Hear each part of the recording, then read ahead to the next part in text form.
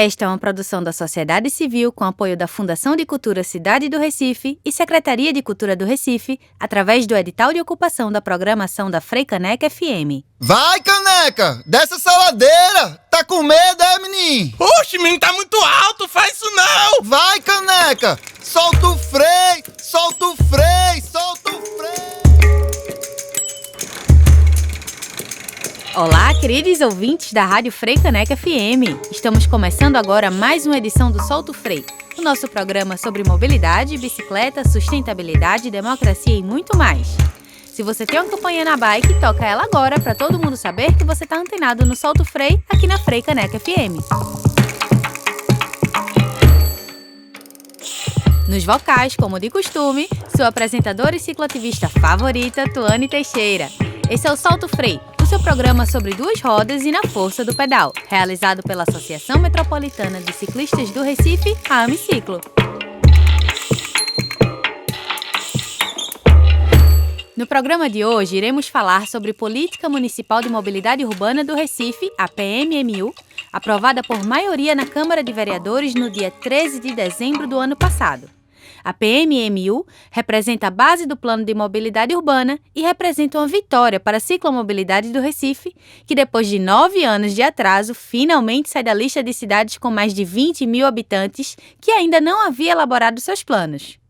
Para vocês entenderem um pouquinho sobre como se deu o processo de elaboração e votação da PMMU, assim como os próximos passos a serem tomados para a implantação do Plano de Mobilidade, convidamos Fernando Holanda, líder da Rede de Ação Política pela Sustentabilidade, RAPS, e membro do Conselho da Cidade, órgão da Prefeitura do Recife, que visa debater e acompanhar as políticas públicas relacionadas ao espaço urbano da capital pernambucana.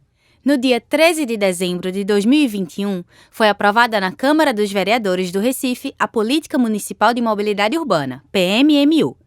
Definida no Projeto de Lei Executivo número 42 de 2021, a PMMU é um instrumento de desenvolvimento urbano e tem como objetivo orientar as ações de poder público e de sua representatividade metropolitana nos temas relativos ao deslocamento de pessoas e bens, promovendo acesso amplo e democrático à cidade por meio de planejamento, organização, sistematização da operação, fiscalização do sistema de mobilidade urbana e regulação dos serviços de transportes urbanos.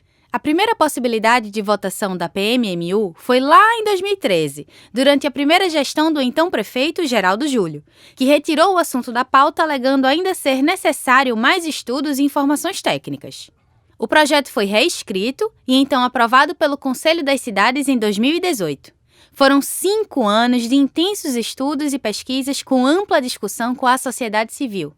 Além disso, a rápida aprovação da PMMU era uma das 6 propostas da Carta Compromisso da Campanha pela Mobilidade Sustentável nas eleições de 2020, realizada pela Associação Metropolitana de Ciclistas do Recife, a AMICiclo, na qual se comprometeram 6 vereanças eleitas e o prefeito eleito João Campos. Toda essa mobilização possibilitou que o projeto chegasse na Câmara de Vereadores no final de novembro e começo de dezembro do ano passado. O texto foi alterado e modernizado sob a ótica do desestímulo ao uso do carro e incentivo ao uso dos transportes públicos e modais ativos, como a bicicleta e o caminhar, através de propostas que poderão mudar definitivamente a mobilidade urbana do Recife. Muita informação, né? Para a gente entender um pouquinho melhor sobre como se deu esse processo e quais os próximos passos a serem tomados, convidamos Fernando Holanda, líder da Rede de Ação Política pela Sustentabilidade, RAPS, e membro do Conselho da Cidade e que participou ativamente da construção da PMMU. Fernando, seja muito bem-vindo ao programa Solta o Freio. Que bom que você está aqui com a gente. Acho que a gente vai aprender bastante com essa conversa de hoje. Eu que te agradeço o convite e a toda a galera aí da AMICiclo. Perfeito. Eu vou começar, Fernando, te perguntando o que é a Política Municipal de Mobilidade Urbana, PMMU, e o que é o Plano de Mobilidade Urbana, PMU. Tá. A política municipal ela é o marco legal, né, que institui assim, a viabilidade jurídica da gente ter uma gestão da mobilidade de forma integrada e baseada em discussões compartilhadas com a sociedade e instituídas ali na letra da lei. O plano, propriamente dito, é um conjunto de instrumentos que vão fazer com que a política municipal se torne realidade. Um conjunto de políticas públicas instrumentos que vão viabilizar aquelas determinações da política municipal. Perfeito. E quais são as principais políticas da PMU? Tá. PMU. Da política municipal. Pois primeira coisa, assim, é o desestímulo ao uso do automóvel individual como principal meio de transporte na cidade e o estímulo tanto à qualificação do transporte coletivo, quanto principalmente o estímulo à mobilidade ativa, ou seja, as infraestruturas necessárias para que as pessoas andem a pé, de bicicleta ou de skate pela cidade. Então, ela tem um conjunto de políticas que vão desde o uso da gestão dos dados, passando por infraestrutura, ou seja, todos os aspectos que contemplam esses objetivos.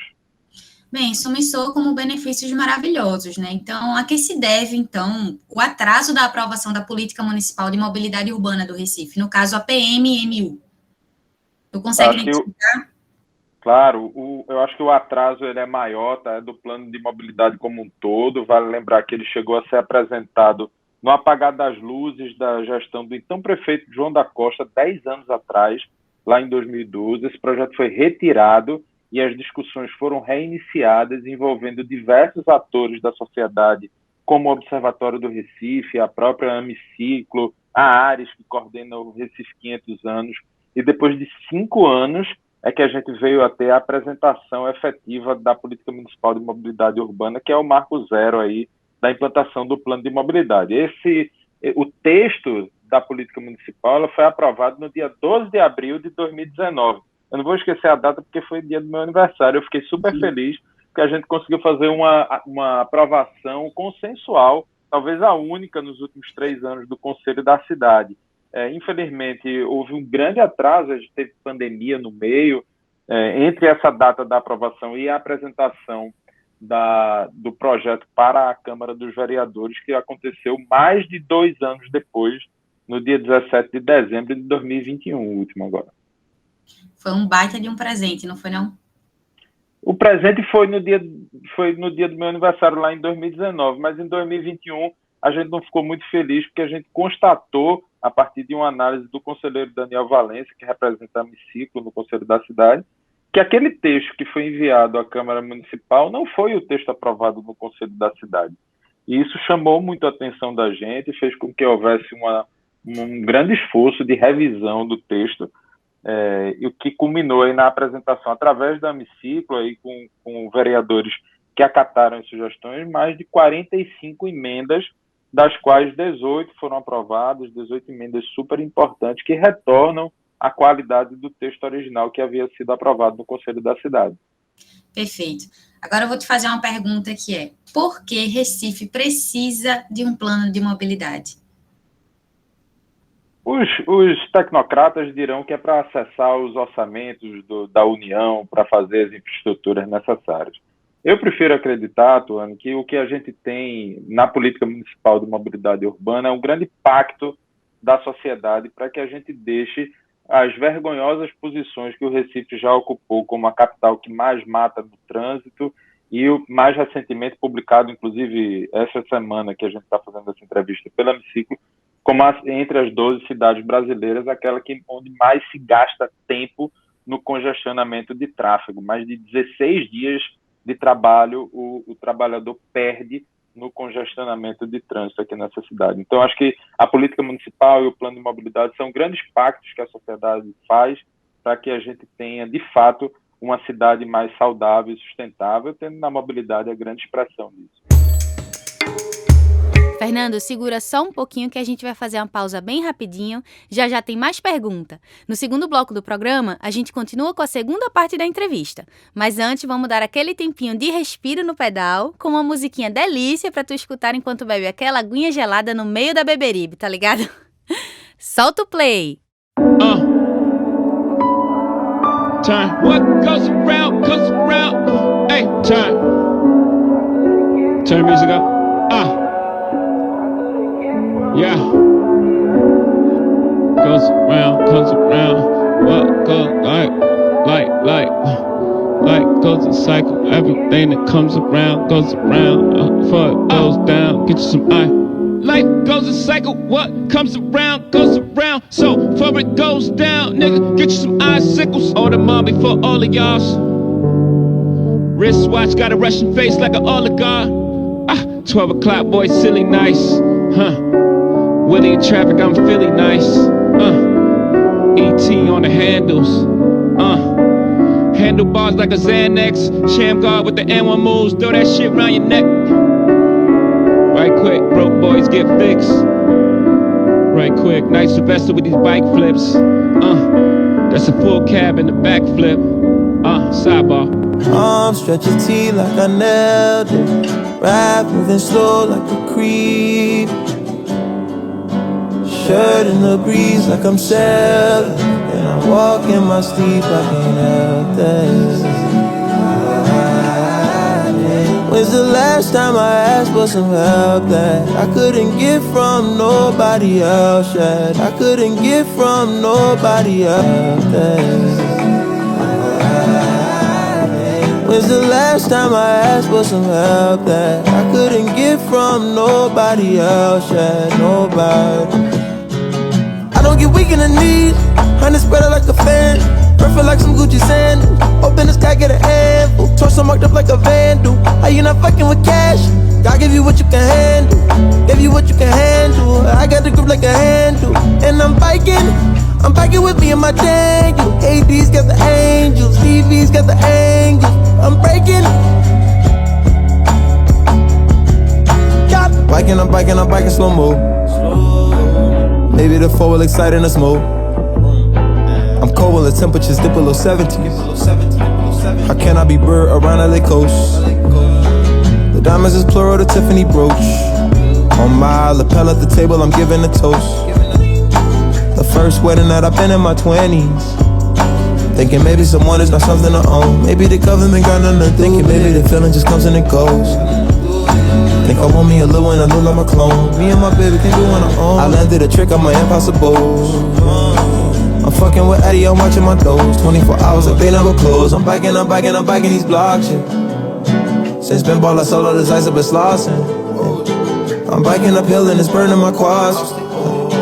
I'm biking downhill and it sound like a fishing rod. Savage, I'm biking, yeah. From cold water to the shawl, alcoholic where I handle the ball. It's a PK, ripper, nah, you can't fuck with the boy. That's my problem, yeah. I got 'em, my ties smoking when I stop, okay. Nobody fucking with me. My accolade take from my neck. Pedal, I drown in the heat. My sapphires drown in my sweat. White max, but I jet Jackson. I'm saving the streets. I'm Roger Rabbit in the air. I don't care. Big Willie style, yeah, nigga. One wheel, nigga. One wheel. I fishtail downhill, yeah. I rose my rate. Brand new brakes. Why name it Slater? Ask my date. I don't get weak in the knees. Honey spread out like a fan. Perfect like some Gucci sand. Open the sky, get an handful. Torso marked up like a vandal. How you not fucking with cash? God give you what you can handle. Give you what you can handle. I got the grip like a handle. And I'm biking with me and my Daniel. AD's got the angels, TV's got the angles. I'm breaking.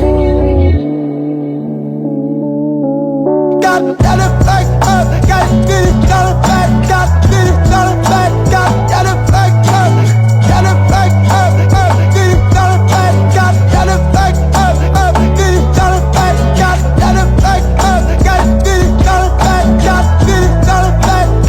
got it back up, got it back up, get it back, got it back up, get it back. Depois de um momento relaxante como esse, a gente já pode dizer que tá renovado para mais um bloco do programa, certo? Então espera só um pouquinho aí que a gente já volta para a segunda parte do papo com Fernando Holanda. Fica de ouvido ligado. É VaptVupt! E sejam muito bem-vindos de volta ao Solta o Freio, programa sobre bicicleta, mobilidade e gente na rua sendo feliz, programa da Associação Metropolitana de Ciclistas do Recife, a Amiciclo, aqui na Rádio Frei Caneca, a rádio pública do Recife. No programa de hoje, convidamos o líder da Rede de Ação Política pela Sustentabilidade, RAPS, e membro do Conselho da Cidade, Fernando Holanda, para conversar com a gente sobre a Política Municipal de Mobilidade Urbana do Recife, a PMMU. Você falou ali anteriormente que algumas das propostas foram aprovadas, né, e outras não. Eu queria te perguntar que emendas foram aprovadas, né? Dessas, quais podem ser destacadas? E o que é que ficou de fora, que vocês acham que foi muito importante, mas terminou ficando de fora? E o que é que conseguiu ser aprovado? Olha, das principais aprovações, eu destaco muito a questão da arborização, da iluminação e da sinalização, porque eu acho que esses sistemas eles são complementares à mobilidade, mas, na verdade, eles colocam a mobilidade numa perspectiva integrada, né, de que infraestrutura de cidade a gente precisa. Então, não há uma ciclovia, uma ciclofaixa, uma ciclorrota arborizada, ela tem muito mais qualidade de tráfego para a gente que é ciclista. Ao mesmo tempo que a arborização, por si só, ela oferece todo um outro conjunto de benefícios à cidade, né? Então, a consideração também dos fluxos presentes e futuros de pedestres nos projetos, um canal de atendimento da mobilidade, um canal unificado de atendimento da mobilidade. Então, eu acho que esses foram os principais avanços. Do que ficou de fora, o que eu considero que é mais grave foi o comitê gestor, né, que havia sido aprovado na minuta original no Conselho da Cidade e que acabou ficando de fora aí do projeto que foi enviado à Câmara e que foi aprovado na Câmara. Isso é uma pena. Mas, assim, a gente pode dizer que a aprovação da PM1000, pelo menos, né, se ela, ao menos, dá força para a implantação do plano diretor cicloviário na cidade e região metropolitana? Olha, eu vou além. Eu acho que a questão do processo, ela pode e deve ser criticada para que as próximas políticas públicas elas sigam, de fato, aquilo que foi pactuado nas instâncias de participação, mas a política municipal de mobilidade urbana do Recife é um grande avanço, não só para o município do Recife, mas para as capitais brasileiras. Eu acho que ela estimula o uso da bicicleta como meio de transporte, inclusão, esporte, lazer e promoção da saúde pública. Ela viabiliza algumas questões do plano diretor cicloviário, não resolve, né, porque o plano ele nasceu de uma forma muito atabalhoada e não é à toa que vai fazer 10 anos, né, em 2024, com pouca de sua infraestrutura complementar e metropolitana implantada, mas, sem dúvida, a política municipal ela oferece muitos avanços, inclusive, especialmente a mobilidade ativa no Recife. Então, me parece que Recife só tem a ganhar com isso, né? Então, o que é que falta para o plano ser posto em prática finalmente? Quais são os próximos passos? Eu acho que uma política pública, para ser efetiva, ela precisa de duas coisas sempre. A primeira é afeto, né? As pessoas precisam entender que aquilo ali é bom para a vida delas e comprar a briga, sabe? Dizer, isso aqui também é meu. A outra é a funcionalidade, né? Uma política pública que faça efetivamente diferença na vida das pessoas.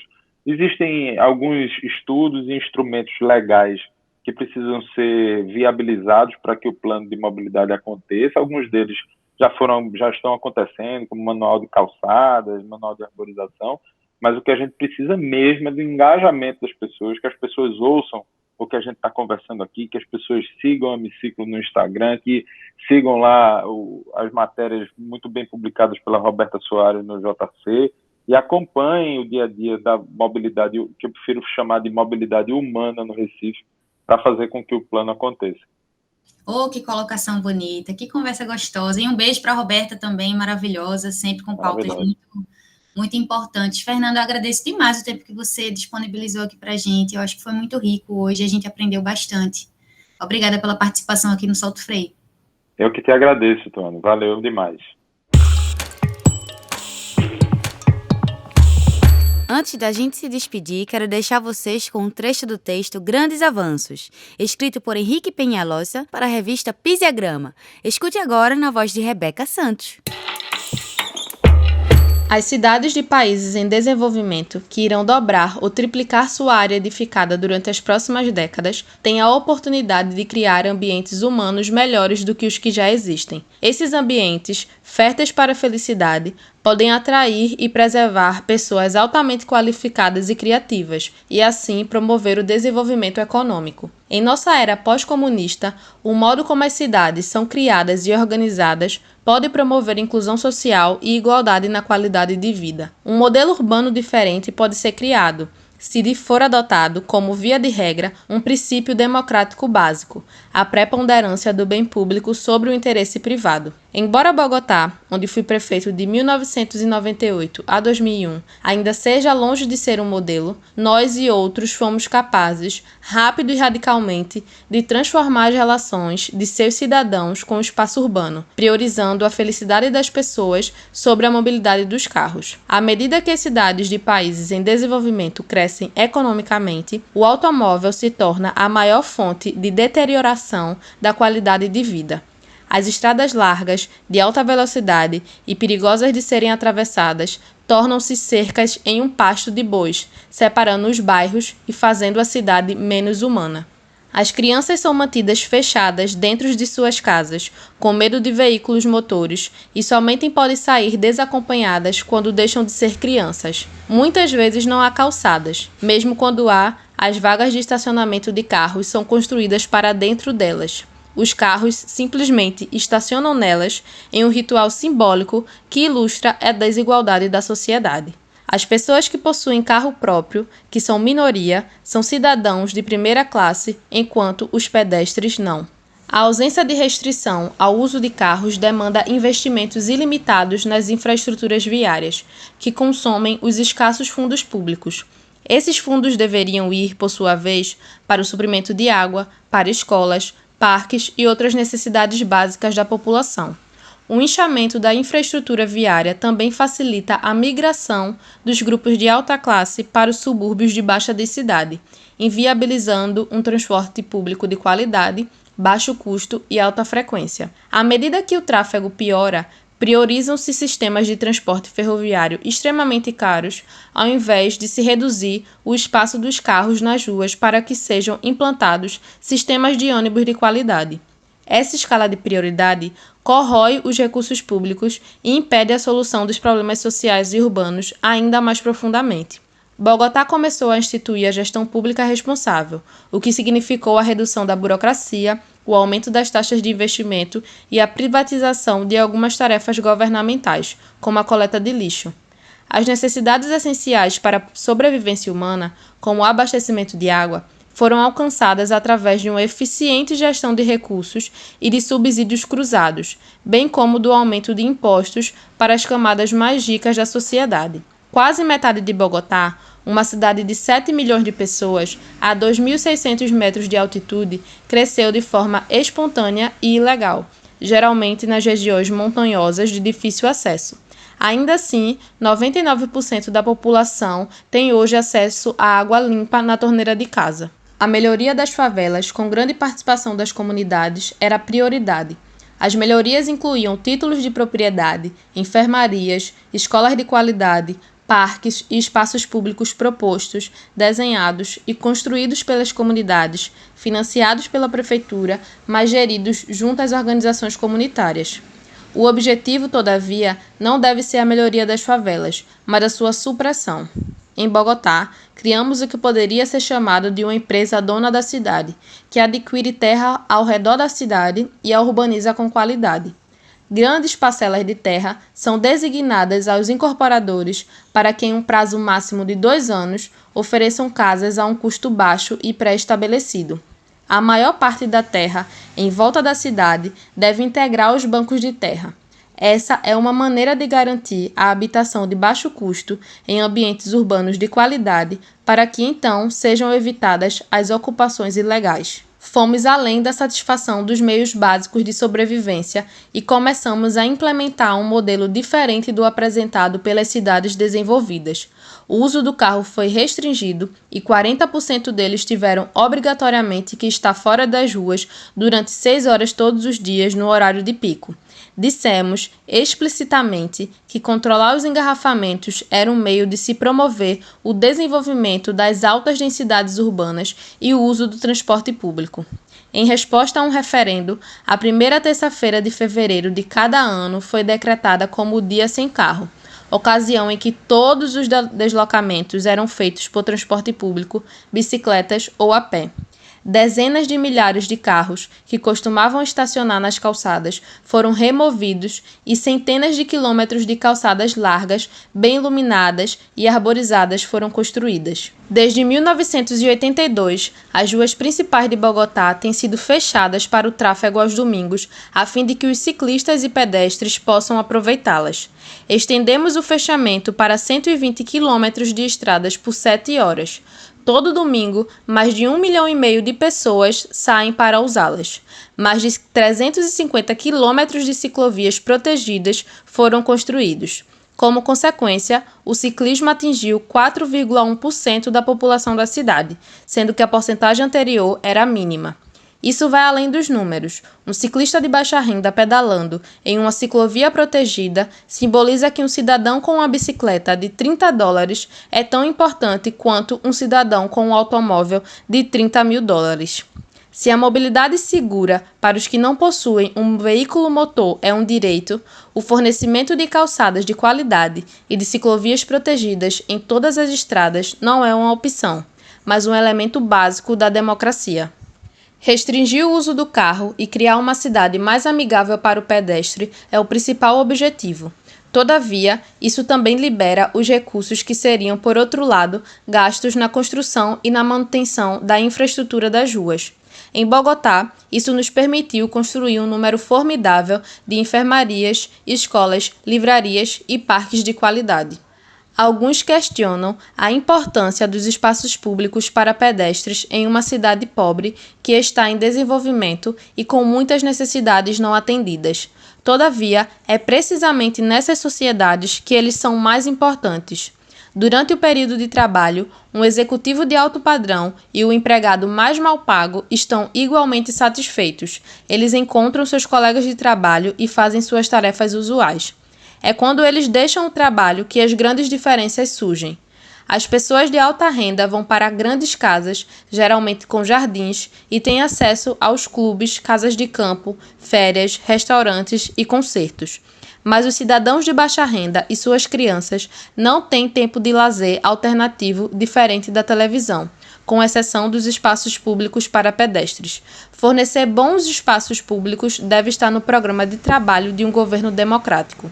Com o desenvolvimento econômico, os grupos de baixa renda adquirem bens de que antes pareciam inacessíveis para eles, como celulares, televisores e equipamentos de áudio. Mas eles nunca terão acesso a espaços verdes, a menos que os governos atuem nesse sentido. Governos devem garantir a criação de grandes áreas verdes e nunca devem permitir que as terras às margens de água sejam privadas e exclusivas. E é isso, gente. Tudo que é bom tem fim. O programa de hoje, infelizmente, chegou ao seu destino final. Mas não fica triste não, que tem muito programa e muita informação útil e muito pedal ainda pela frente. O Solto Freio é produzido pela Associação Metropolitana de Ciclistas do Recife, Amiciclo, e coordenado por Rebeca Santos, com produção de pauta de Oli Souza e roteiro de Rebeca Santos e Oli Souza. Quem grava e edita o programa é Diogo Lopes. E na locução, eu, Tuane Teixeira. Esta é uma produção da sociedade civil com apoio da Fundação de Cultura Cidade do Recife e Secretaria de Cultura do Recife através do edital de ocupação da programação da Frei Caneca FM.